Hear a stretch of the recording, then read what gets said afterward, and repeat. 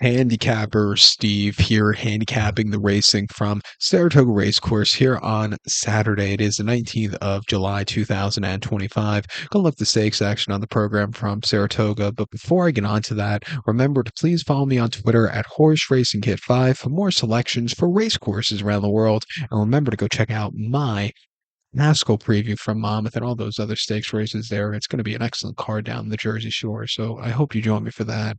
But let's look at the stakes action races 9, 10, and 11. So quite a few races to look at here on Coaching Club Day. The ninth race from Saratoga, it is the Caress Stakes. It's a grade 3 event going for $175,000 purse. Race for fillies and mares, 3-year-olds and upwards here. We have a field of 12 horses going 1,100 meters or 5.5 furlongs on the Mellon Turf Course. Gonna take the number 4 as Carriu as the top selection. 4, 5, 6, 7 in the superfecta. 4, 5, 6, 7 super. Top selection 4 is Carriu. This 4-year-old followed by Kershua here. Cherie DeVoe trains. Kendra Carmouche gets the mount.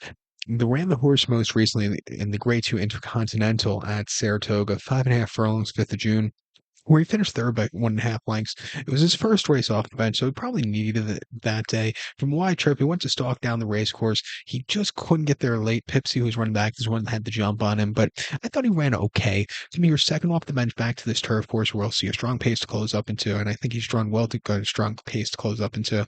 I think he's gonna, get the trip to win. He ran two back in the Franklin County Stakes at Keeneland, 5.5 furlongs, 13th of October, and he finished sixth by 3.5 lengths. And because there was some interference early from Pandora's Gift, who was disqualified from third, they placed his horse fifth.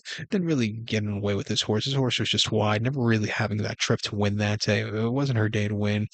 Prior to that, in the Music City Stakes at Kentucky Downs over the 6.5, she finished fifth by 1.75 lengths, and I just don't think she was comfortable on the turf course. But she ran here last summer in the Coronation Cup, where she had a very good place behind Twirling Queen, and then at the beginning of the season in the Soaring Softly back to a turf sprint, she had a good place that day behind Pipsy. She hasn't won yet stateside, but she's run these terrific races, I thought, in defeat. Coming here at 6-1, I think she could get that first winning check stateside. I think the 5-horse Pandora's Gift, she's always run well stateside, but she hasn't won again on this here in North America. Joel Rosario is getting on this one from Miguel Clement. He ran most recently in the Intercontinental, where he finished fifth by 1.5 lengths that day, and he just never really got going for the backpack until very late when everybody else was. He just couldn't get there late, but he ran his heart out. Prior to him, the Giants Causeway with a 5.5 at Keeneland. He finished second by a nose and was with them early on. He missed a mob late, but he ran just as well as the winner of Futures now. And then the Franklin County Stakes at Keeneland over the 5.5. He finished third by 1.25 lengths that day, where he just couldn't keep up. Again, disqualified after the race because of a positive test there. But then a good place and the Prescal Masters over the 6.5 of Tapeta Prescal, where he just got caught at the wire, but he ran her heart out. The races in the UK weren't bad at all last summer. There's going to be a horse getting a good trip, closing up well also. I think it could be her. I'll use her on the ticket. And even the 6-horse Pipsy, if she steals on the front end, it wouldn't surprise me either. She stole in the front end of the Intercontinental quite nicely and stole the race at Keeneland going 5.5 back in April quite impressively also.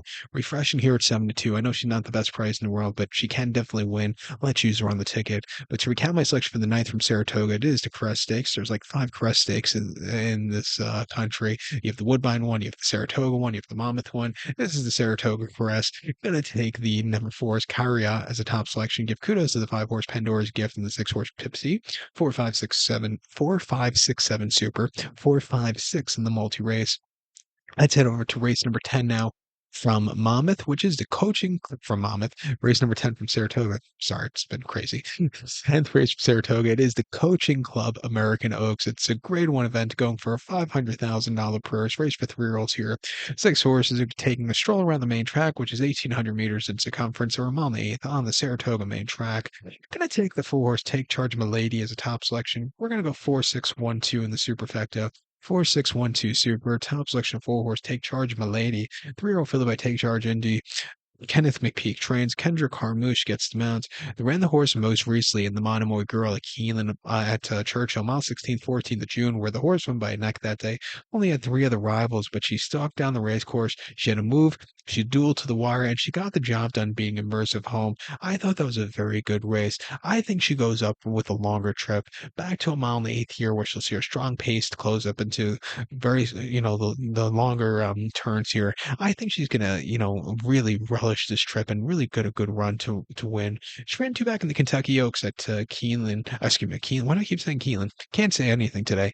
Mile in the eighth on the 2nd of May, where he finished 13th by 22.5 lengths that day, and just wasn't comfortable. Didn't get out of the gate so clearly. Didn't like the dirt kickback.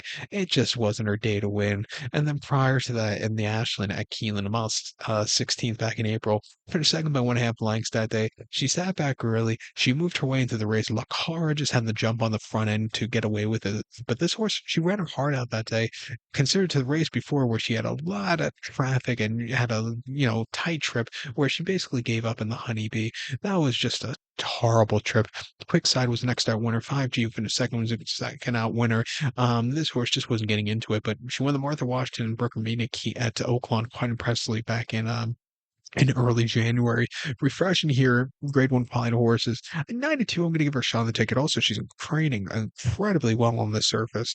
I think the 6 horse here, Lakar, is just second likeliest winner for Dylan Davis and Mark Cassie. Won the acorn on the front end quite impressively on Belmont Stakes weekend. In the Kentucky Oaks, she was with them early on, but then just completely crumbled under pace pressure there. But won the Ashland, won the Devona Dale, won the Suncoast. Her only subpar races were in the Brewers Cup last year and in the and then in the Oaks. Other than that, she's been pretty perfect. Refreshing her 2-1. She's another definite winner, I think. I would use her on the pick four ticket.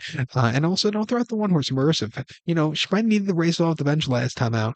If she comes back to her true old winning ways, I think she could get away with it. She won the Spinaway impressively, won the Alcibiades, won the Breeders' Cup Juvenile Fillies quite impressively. If she could run these, if she could run those numbers, she could definitely win. Last time out, maybe just not 100% cranked.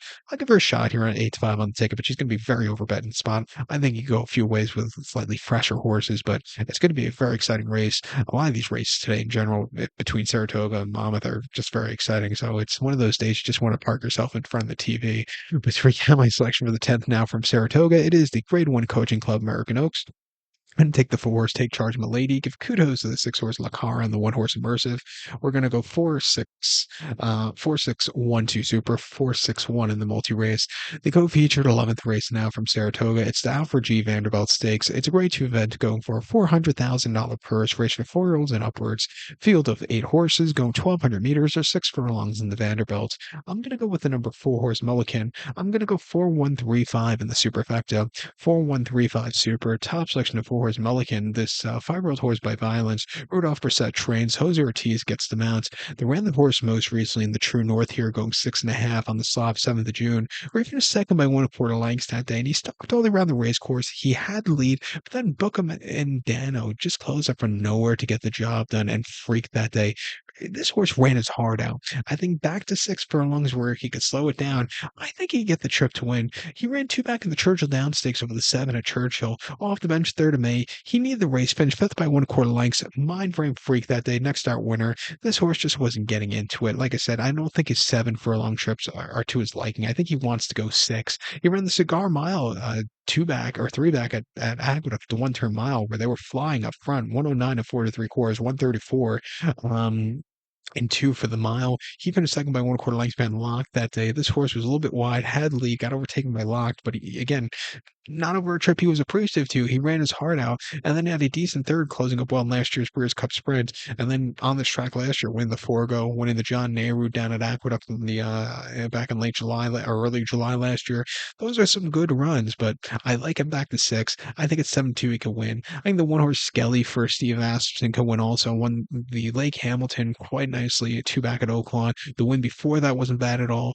Some of his races last summer could definitely win against these horses. We'll use him here. And even the 3 horse here at Damon's Mount, he's had some time between races, missed all of his 4-year-old campaign last year, but came back to win the Sunshine Sprint against some state breds at Gulfstream back in January. Came back to running a Packus Run at Delaware, where he had a decent 3rd place finish, closing up well. His 3-year-old form in 2023 wasn't bad at all. He actually won the Gallant Bob and the Robert Hilton Memorial at Charlestown. Some decent races there.